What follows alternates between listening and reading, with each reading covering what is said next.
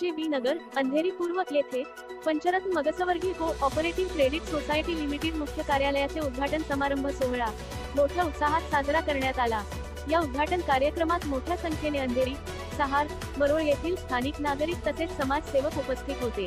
या कार्यक्रमाचे निमंत्रक सौ वासंती रवींद्र कांबळे, चेअरमॅन रवींद्र काशीनाथ कांबळे, सेक्रेटरी तसेच खंडू ओमकार पाटील, खजिनदार यांच्यातर्फे कार्यक्रमात उपस्थित नागरिकांचे तसेच समाजसेवक यांचे मनापासून स्वागत करण्यात आले। रिपोर्ट जमील अन्सारी।